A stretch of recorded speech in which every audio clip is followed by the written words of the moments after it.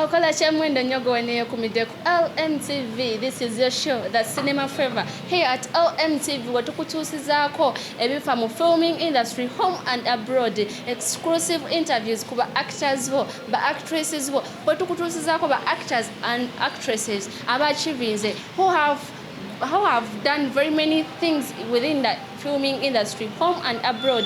Wano mu ggwanga lya Uganda tukutusako trailers, behind the scenes, blockbuster movies n'endala nyingi nnyo. Wano okawo olina okwekumira. And my beautiful names are Britarayes.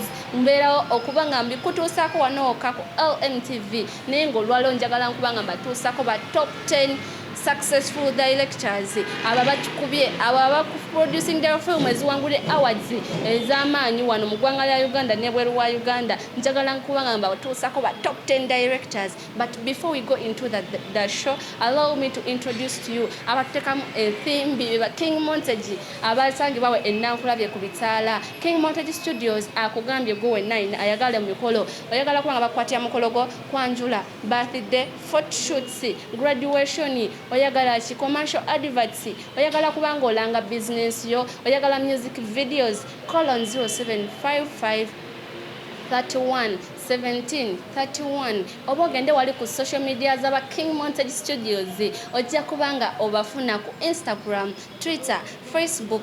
Osobola okuba followinga bajja kubanga bakutuusako exactly ekyo kyennyini kyoyagala. Naye nga eno mukwano nga inabagambye ngenda kubanga batuusaako ebifa mu filming industry ba top 10 directors abali successful abawangudde awards ez'amaanyi wano mu ggwanga lya Uganda. Naye nga teweerabya tuli live on Facebook, Instagram, Twitter, YouTube. Osobola tusangayo at LMTV Uganda. Ojja kubanga ogifuna Cinema Fever. Ninga katutandike nakute ekyekumi. Number 10, we have a multi-award winning actor, director, screenwriter, cinematographer, editor. He is also a founder of Choto. Era nga omusajja w'amaanyi nnyo. Njogera ku Samuel Xavier. Ngono aku directing the film nyingi nnyo. Ndosako n'okuproducing a film omuli Mania, Your Town, Catch Out, Judas Kiss, The Forbidden, Extra Time, Bonjako, n'endala nyingi nnyo. Musajja ono gwenjogerako ye Samuel Xavier. He was born in February 22nd, 1994, Kampala, Uganda. Era ng'omusajja ono mu industry ya film abadde active since 2013. Kw'ossa n'okuwangulira awards ez'amaanyi ng'ate tugenzeko mu awards. Awangudde awards omuli Amazon Cinema Awards, kw'ossa ne nomination over 130 nominations ng'omwo muli eya UFF oba giyita Uganda Film Festival Awards, omuli African Movie Academy Awards nga zino ze zimu ku Oscar za Africa oba giyite Oscar buli awards ezikyasinze okuba ez'amaanyi. Omusajja ono akuwangulidde film awards nyingi nnyo era nga tujja kuba nyongera okumukutuusaako biography we tulabe nga ye ebintu bino yabitandikira wa, yasomera wa, ye yaani, bazadde be baani, ninga ebyo ebimu ku bitonotono ebimukwatako azitowa kyenkanawa. Katweyongereyo n'akute ekyomwenda. Number 9, we have a Ugandan multi-award winning actor, director, screenwriter, producer. Era nga ono musajja producing a film omuli Stein. Era nga yeno film yawangula AMA oba giyite African Movie Academy Awards. Njogera ku Morris Herbert Mugisha oba Morite Morris Mugisha ngono yaku acting ya mu series emarikiddwako nga Mistakes Girls Do ne film n'endala nyingi za producing omuli Stein, omuli Black in Love, omuli Fear Knows My Name, Doing omuli Kikadi. Era ng'omusajja ono abadde nga actinga mu radio and TV commercials. Musajja w'amaanyi nnyo era ng'akuwangulidde awards nyingi nnyo omuli UFF for best feature film oba giyite Uganda Film Festival, kw'ossa ne nomination eya AMA oba giyite African Movie Academy Awards. Musajja akuwangulidde awards nyingi nnyo ate nga tugenze kwali mu personal life ye musajja mufumbo era nga alina abaana babiri nga yawasa omukyala amanyikiddwako nga Nancy Marona. She is also a Ugandan actress era nga yaku acting yako mu series emanyikiddwako nga Mistakes Girls Do, ya acting yako mu feature film film emanyikiddwako nga 94 Terror ng'era nga she was also the leading role of Tembere ng'eno yabadde film best film of the year this year 2022 era mu Uganda Film Festival yawangula award mu Tembere era nga bimu ku bitonotono ebikwata ku Maurice Mugisha naye nga naye tujja kumukwongera okumukutuusaako tulabe ebintu bino yabitandikirawa. Number 8 tulina most talented actor era nga ono director film producer era nga akuzanyira film nyingi nnyo. He is a CEO of Rowan Pictures International njogera ku Ronnie Nkalubo ngono mujike mu film nga Kafakoff, Half London, Imperial Blue, August n'endala nyingi nnyo. He was also a member of Bakayimbira Drama Actors era nga yemu ku ba stage group actors ey'amaanyi nga tweyongeddeyo ko wali eri omusajja ono akuwangulidde awards kosa ne nomination nyingi nnyo era nga tugenda kumuwa nga tukutuusaako biography we wano ku LNTV Uganda the cinema fever katweyongereyo n'akute ekyomusanvu. Number 7 we have one of the most talented actors, director, producer, screenwriter era ngono musajja. He is the CEO of a romantic entertainment munjogera ku Ahmed Lubowa era nga abadde active since 2007 kosa n'okuproducingira plus acting mu movies ez'amaanyi omuli Nawolovu, omuli Kebisebuka, omuli Akalya Amaggwa era nga zino zipremieringibwa ku Bukedde television y'omu ku ba actors abakyasinze okubanga bali popular kosa ne producer nga weno amanyikiddwa nnyo mu ggwanga lya Uganda wano.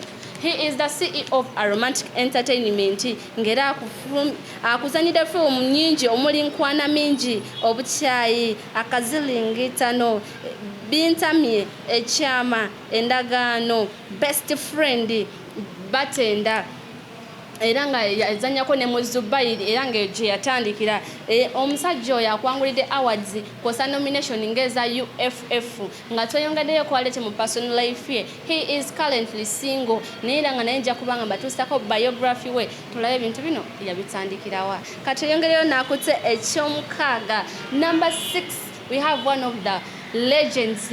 She is a musician era nga omukyalo ono akuyimbidde obuyimba bwa love bungi nnyo omuli bakikakase njogera ku Mariam Ndagire ng'omukyalo ono she is an actress, singer, entertainer, playwright, film director, producer era nga yazalibwa mu mwaka gwa 1971 16th of May awo ne Kampala mu Uganda era nga mukyala wa maanyi nnyo akudirecting the film nyingi nnyo kosa n'okuactinga era nga alina series nyingi omuli Tendo Sisters, omuli J Roses, Ba Auntie, Our Perfect Wedding n'endala nyingi nnyo ate nga tugenze kwali mu feature films alina Down This Road I Walk, Where We Belong, Dear Mom, Belated Trouble, You Can't Break My Will, Vicky's Dilemma, Nsali, Kala, Kafakoff n'endala nyingi nnyo era nga mukyalo ono awangudde awards nyingi nnyo omuli ya Uganda Film Festival, omuli Pau International Film Festival kosa nominations omuli eya African Movie Viewers Choice Awards oba ziyite MVCA Awards era nga mukyala w'amaanyi nnyo wano mu ggwanga lya Uganda. Mukyalo ono nga tugenzeko mu personal life ye she is currently single naye nga yadetingako one of the stage actors, director, producer njogera ku John Segawa era nga babiri bano beyagalako however much bayawukana nga te nga tugenzeko wali mu byobugagga bye she is worth 1.5 million US dollars era nga omukyalo ono alina essomero erimanyikiddwako nga Mariam Ndagiro Films and Performing Arts Center nga lino litendeka ba actors ne ba actresses wano mu ggwanga lya Uganda naye nja kubanga mbatuusaako biography we. Toyongerayo nakute ekyokutaano. Number 10 tulina legendary ng'omusajja ono he is the CEO of Bishop Films era nga musajja w'amaanyi nnyo akukoledde film nyingi nnyo ez'amaanyi era nga bamu ku basajja abaludde mu industry nga bamu ku basajja bakyali creative mu kuproducinga film ez'amaanyi njogera ku Matt Bishi oba muyite Matthew Bishanga era nga musajja w'amaanyi wano mu ggwanga lya Uganda. He is a Ugandan filmmaker, creative director at Bish Films era nga y'omu ku basajja abakyasinze okwagalwa wano.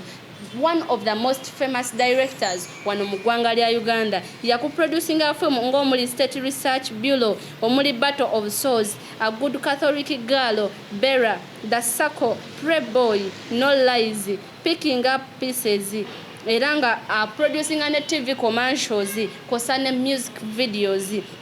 Y'omu ku basajja abakyasinze okuwangula wano awards era nga ebintu by'okudirectinga bino ebitandike ddala kuva mu mwaka gwa 2007 era nga yafulumya movie ye era ng'emu ku movie ezaali zasooka okufuluma wano mu ggwanga lya Uganda eryemanyikiddwako nga Battle of Souls awo mu mwaka gwa 2007. Musajja w'amaanyi nnyo, takomye ku producinga n'okudirectinga film ez'amaanyi. Awangudde awards omuli eya UFF oba giyite Uganda Film Festival Awards. Aina ama nga best screenplay era nga musajja w'amaanyi nnyo wano mu ggwanga lya Uganda. He was born in May 15th of 1975 era nga musajja ono y'omu ku ba legends abasajja abakyasinze wano okuba ab'amaanyi mu ggwanga lya Uganda. Tujja kuba tubatuusako biography we ebyo ebimu ku bitonotono ebimukwatako katweyongereyo n'akutte ekyokuna. Number 4, we have one of the most talented directors, stage manager, actor of Afri Talent era nga musajja w'amaanyi nnyo era nga azanyira mu Afri Talent. Njogera ku John Segawa ng'ono ye director ow'emu ku seri emanyikiddwako nga The Honorables. Musajja w'amaanyi nnyo mu kuzanyira praise era nga egyo bagiyita emizannyo gy'oku stage. He is one of the founders of Afri Talent era nga omusajja ono industry agiruddemu nnyo era nga omusajja ono he has been active since 1974. Besides acting, he is also an art teacher era nga however much bino ebintu by'okusomesa biwummulamuko nga tugenzeko ate wali mu personal life ye omwami ono yadetingako omukyala amanyikiddwako nga Maria Mundagire abo ne baawukana. Ruth Wanyana, she is also an actress era nga babiri bano beeyagalako. Ruth Wanyana mujjukireko mu film emanyikiddwako nga The Last King of Scotland, The Honorables, Roses in the Rain, Mother in the City n'endala nnyingi nnyo era nga omwami oyo yadetingako n'omukyala amanyikiddako nga Leila Kayondo ng'ono omukyala she is a Ugandan musician nga babiri bano balinako affairs. However much nabo bayawukana. Ebyo ebimu ku bitonotono ebimukwatako naye nga naye nja kuba mbatuusaako biography we tulabe azitowa kyenkanawa. Musajja mufumbo oba ali single nguwere nga nkutuusako buli kimu ekimukwatako naye nga teweerabira abatussaamu ensimbi be ba King Montage Studios abasangibwa we Nankulabe ku Bitaala ku Prime Plaza level 3 shop number D04 bakafulumu photography videography. King Montage akugambye gwe wenna alina omukolo oyagala ebintu ebiri classic oyagala ebifaananyi biri by'otunako n'ogamba bannange umukubire ku 0755311731 oba ogende wali ku social media za King Montage ku Instagram, Twitter, Facebook ojja kubanga obafuna.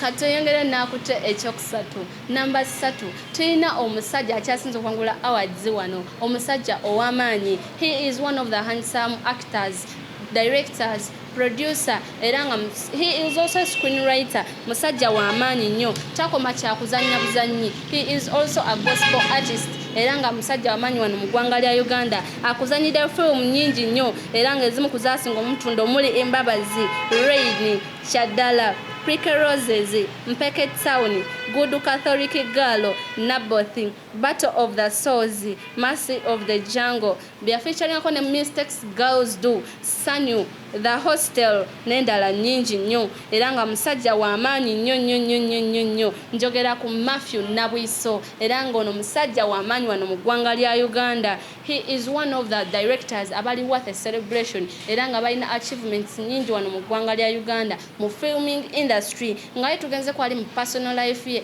musajja mufumbo era nga yawasa omukyala amanyikiddwako nga Elena Nabwiso nga bano bali married officially era nga bamaze emyaka mingi mu fumbo nga tweyongeddeyoko Elena Nabiso, she's also an actress. Erango ya featuring ako mu series emanyikiddwa ko nga The Hostel kosane movies ndala nyingi nnyo. Akuwangulidde awards kosane nomination yakuwangulira awards omuli eya AMVCA oba gite African Movie Viewers Choice Awards ayina UFF n'endala nyingi nnyo kosane nomination ezikyasinze okuba ez'amaanyi. Tujja kuba tubamutuusaako tulabe ebimukwatako biography we ibwo bintu bina abiruddemuko kuba bibamu ku directors abakyasinze okuba mu industry eno. Kati eyongera nakute ekyokubiri. Number 2 we have an actor, writer, director, producer era nga ono musajja wa maanyi nnyo producing the movies nyingi nnyo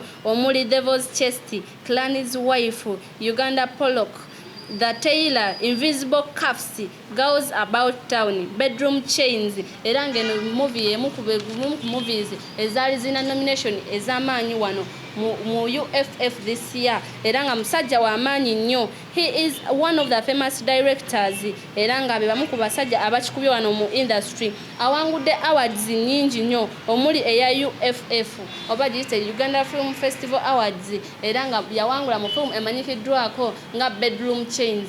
Musajja wa maanyi nnyo wano mu ggwanga lya Uganda nga tugenzeko mu personal life ye Hassan Mageye. He is currently single era nga yomu ku ba directors abakyali bafumbo nenja kuba nga mbongera biography wa Hassan Mageye tulabe azitowa kyenkanawa ayina biki byakozeewo company ye ayimiridde atya byonna nja kuba nga mbikutuusaako. We have one of the top talented directors wano mu Uganda nga musajja wamaanyi nnyo wano mu ggwanga lya Uganda producing the movies ez'amaanyi. Njogera ku CEO of Limit Productions, njogera ku Mulindwa Richard nga y'omu ku ba directors abakyasinze okuba creative abakyasinze oku producing movies kw'ossa n'oku directing movies ez'amaanyi. Be bamu ku basajja abakyasinze wano awards mu ggwanga lya Uganda ne nomination ez'amaanyi. Y'omu ku basajja abakyali talented wano ng'era producing the movies nyingi nnyo omuli Omwoyo Omutono, Cindy, Hanged for Love, The Only Son, Freedom, Torture, 94 Teller, Laila, Monica, Contention, The Test, kosane series omuli Mistakes Girls Do, What If, It Can't Be n'endala nyingi nnyo. Y'omu ku ba directors abakyasinze wano okuba ab'amaanyi mu ggwanga lya Uganda era nga awangudde awards nyingi nnyo. He was born in 1987 era nga abadde active mu bintu bya filming bino since 2006 nga producing the movies ezikyasinze okuba ne awards omuli 94 Terror ngeno yawangula UFF oba giyite Uganda Film Festival, omuli Golden Movie Awards era ng'eyo yagiwangula mu film emanyikiddwako ng'eya 94 Terror eyalina nomination nyingi nnyo omuli eya AMVCA nga tuyongeddeyoko ayina awards nyingi nnyo omuli Nivision Awards era nga abadde nominated mu movies mu awards ez'amaanyi nnyo omuli Ama era nga musajja wa maanyi ddala nga tugenzeko wali mu personal life ye. He is married era nga omwami ono ayina abaana 5. Nja kuba naye nnyongero okubatuusaako tulabe films ze ani ya motivatinga ani ya mentalinga omusajja ntakoma kubanga producing ya movies atendeka n'abazannyi wano mu ggwanga lya Uganda.